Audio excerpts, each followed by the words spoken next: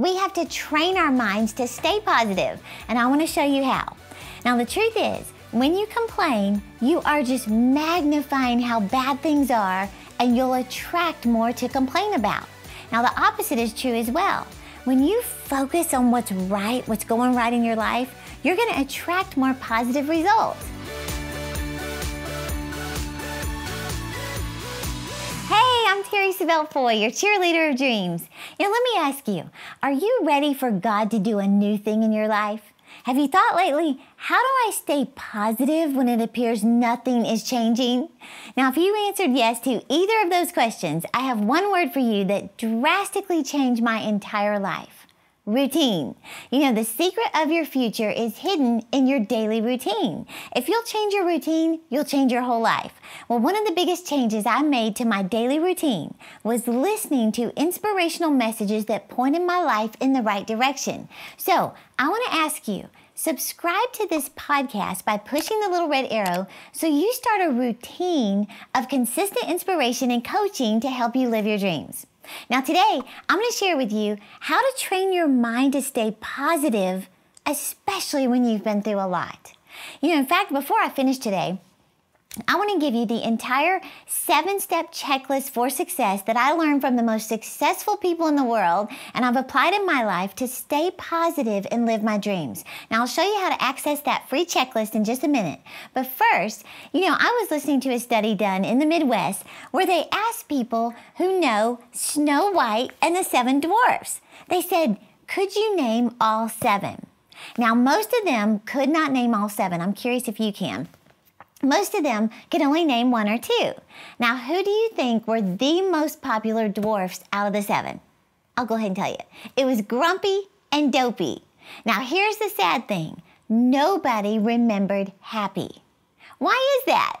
Well, just proof that we remember negative emotions more than positive ones. Now think about it. Some corporation paid millions of dollars to have this study done when we all know we remember negative emotions and comments and feelings more than positive ones. You know, we remember cut downs more than compliments. You know, I get some of the sweetest compliments on the podcast, on, Instagram, Facebook.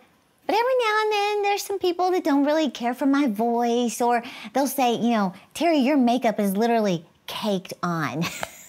And I want to say, well, I do like cake, but you think about how we tend to dwell on the negative comments more than the positive ones. Well, we have to train our minds to stay positive, and I want to show you how. Now, the truth is, when you complain, you are just magnifying how bad things are, and you'll attract more to complain about. Now, the opposite is true as well.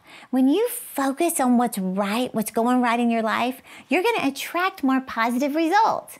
You know, when I launched our ministry, our headquarters, this was about 4.5 years ago, I invited my team to my house, and I said, if I focus on all the things that we don't have, we don't even have computers, we don't have desks, we don't have thousands of partners, we don't even have pens. I said, if we just focus on that, we would think that we are crazy for stepping out. But let's look at what we do have. I said, we do have some partners who believe in our vision. We have 15 speaking engagements lined up. We have a new book at the printer. We have 6 people who are ready to roll up our sleeves and go after this dream. Well, on that first day, I just grabbed a little Post-it. And I said, I want us all to just kind of go around the room and write down what we're grateful for. Now, we did this on week 1, day number 1. Well, we started a giant gratitude wall here at our headquarters where every single week we focus on what we have to be grateful for. We magnify the good, and we post it all over the wall. Now, we've been doing this every week for 52 weeks times 4 years. Think about that.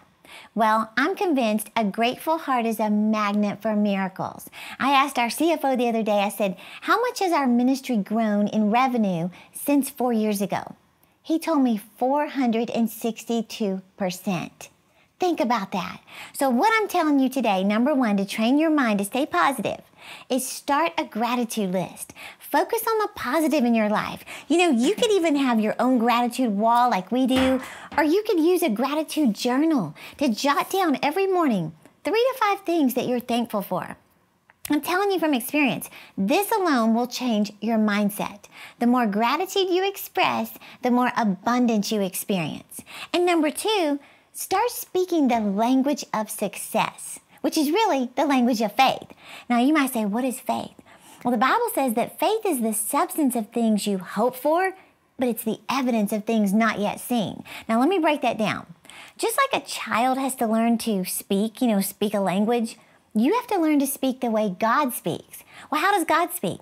Well, Romans 4:17 tells us we serve a God who gives life to the dead, and he speaks of non-existent things as if they already exist. Now, what does that mean? You have to use your words wisely in the direction you want your life to go by making positive declarations over yourself. God's the one who said, thou shalt decree a thing and it will be established unto you. In other words, how do you talk to yourself? How do you talk about your potential and your dreams for the future?